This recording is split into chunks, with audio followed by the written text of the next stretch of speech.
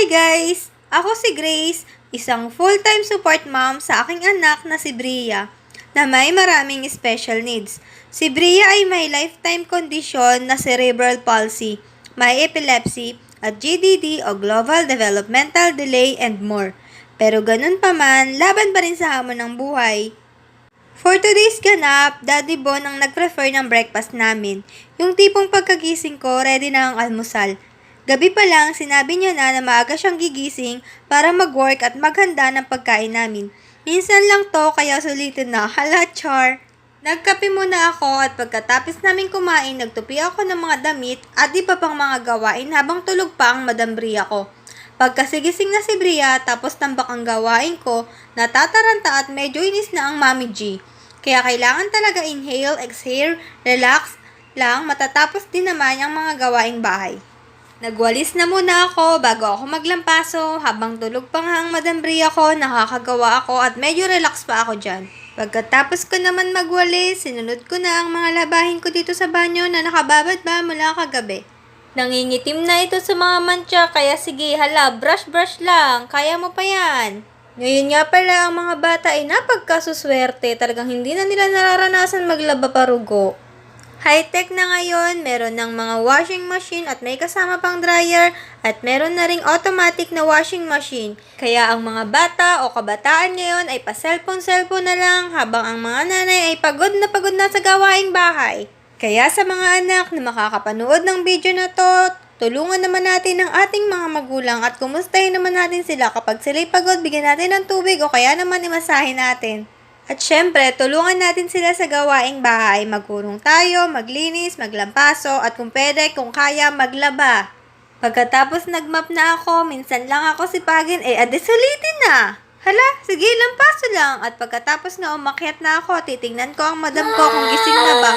O ayan, nakiki-voice over na rin. Pababa na kami ng hagdan dito. O diba ang bliss? Yun nga lang, kailangan kong magbagal dito sa pagbaba sa hagdan. Baka kami gumulong na mag-ina. Heto, at start na kami ng pag-aalaga. Umupo na muna ako dito. Bago ko siya pakainin, itututbrush ko muna ang kanyang mga magagandang ngipin rugo. Eto nga pala si Bria, kayang-kayang palipitin ang kanyang mga braso. Napagkaraming talent, kayang-kaya niya rin patigisin ang kanyang katawan. Hay, naku, Bria Gracelyn. Yun nga pala ay hindi biro.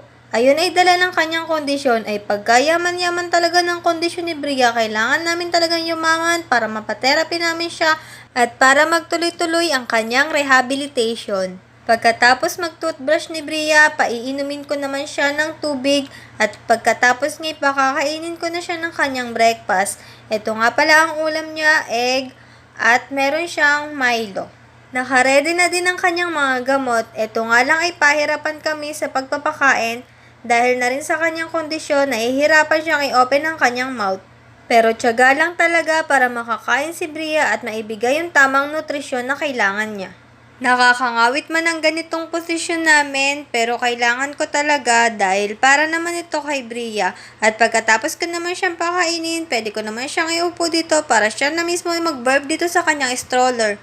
Pagkatapos nga, ito naman ang hinarap ko, ang aming lababo. O diba, kitang-kita nyo ang aming mga tambak dahil hindi ko pa nailalagay ang aming kurtina dyan. Nakakatuwa naman dito si Bria guys, tingnan nyo. Nakakaya naman pala niya iangat ang kanyang ulo nang walang neck brace. Ayan, ang tagal-tagal na ganito ang kanyang posisyon.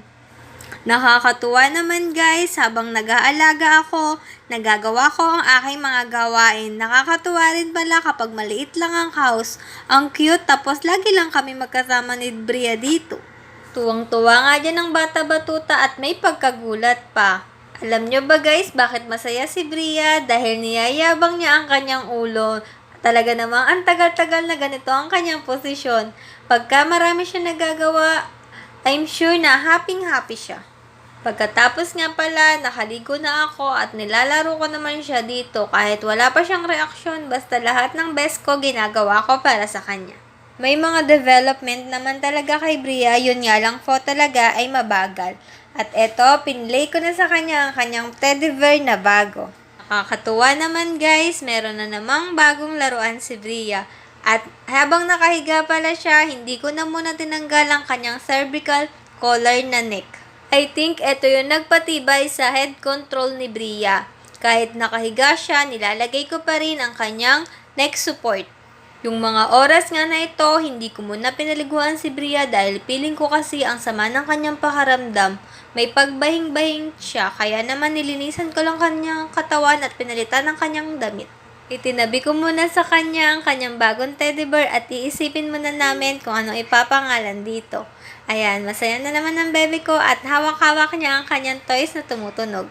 Yung kaliwang kamay ni Bria nakakahawak pero madali lang itong mabitawan. Tinanggal ko na ang kanyang neck brace para naman makahinga-hinga siya ng maluwag. Busog na ang baby Bria kaya ready to sleep naman yan. Feeling ko ang ganda-ganda ko dito. Ayan, sige, feeling ko lang siguro talaga yon. Hala, char. Ayan, may pagkiss-kiss pa nga ako dito tapos tinabihan ko muna si Bria dito bago ako maging busy ulit. Eto, kahit walang reaction si Bria sa mga pinagsasabi ko, pero palagi ko pa rin siyang kinukwentuhan. Kinukwento ko sa kanya yung mga childhood moment ko. Minsan gusto kong iparanas kay Bria yung mga naranasan ko para matuto rin siya. Pero sa ngayon, focus muna kami sa mga exercises, physical therapy, at sa pag-communicate ko sa kanya. At syempre, yung healthy lifestyle namin na araw-araw niyang pagkain ng mga fruits and vegetables daw po, sabi ni Bria. Char. Nagpe-play pa rin kami dito kahit si Bria inaangat na ang kanyang ulo. Ayan.